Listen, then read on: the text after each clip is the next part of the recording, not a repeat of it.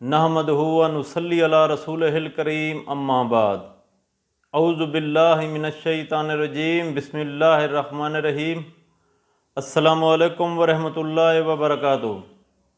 امید کرتا ہوں آپ صحت اور ایمان کی اعلیٰ حالت میں ہوں گے۔ اللہ تبارک و تعالیٰ آپ کو اور آپ کے اہل خانہ کو ہمیشہ ہنستا مسکراتا رکھے۔ آج ہم بات کریں گے کہ خواب میں دسترخوان دیکھنا کیسا ہے۔ علامہ ابن سیرین رحمۃ اللہ علیہ نے خواب میں دسترخوان دیکھنے کی کچھ مختلف صورتیں بیان کی ہیں۔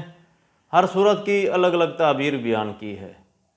مثلاً خواب میں دسترخوان دیکھنا، خواب میں دسترخوان پر بیٹھنا، دسترخوان اٹھتا دیکھنا یا دسترخوان پر بغیر کھائے اٹھ جانا۔ اگر آپ ان صورتوں کی تعبیر جاننا چاہتے ہیں یا ان سے ملتی جلتی کسی اور صورت کی تعبیر جاننا چاہتے ہیں تو اس ویڈیو کو آخر تک ضرور دیکھیں۔ اور اگر آپ نے ابھی تک ہمارے یوٹیوب چینل کو سبسکرائب نہیں کیا تو پہلے سبسکرائب کر لیں تاکہ ہماری اگلی آنے والی ویڈیو آپ تک پہنچ سکے۔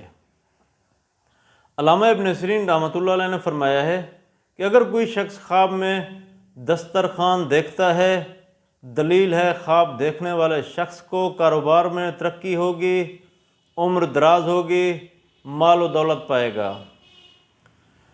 اگر کوئی شخص خواب میں دیکھے کہ وہ دسترخوان پر بیٹھتا ہے، دلیل ہے خواب دیکھنے والے شخص کو دولت ملے گی، کاروبار وسیع ہوگا، رزق توسیع ہوگا۔ اگر کوئی شخص خواب میں دیکھے کہ وہ دسترخوان کو اٹھتا دیکھتا ہے، دلیل ہے خواب دیکھنے والا شخص غم اور دکھ میں مبتلا ہوگا، تکلیف اٹھائے گا۔ ایسے شخص کو چاہیے کہ وہ صدقہ دے۔ اگر کوئی شخص خواب میں دیکھے کہ وہ دسترخوان سے بغیر کھائے اٹھ گیا ہے تو دلیل ہے خواب دیکھنے والے شخص کا رزق تنگ ہوگا، پریشانی میں مبتلا ہوگا۔ ایسے شخص کو چاہیے کہ وہ صدقہ دے۔ اللہ تبارک و تعالیٰ سے دعا ہے کہ اللہ تبارک و تعالیٰ ہمارے خوابوں کو ہمارے لیے باعث رحمت اور باعث برکت بنائے۔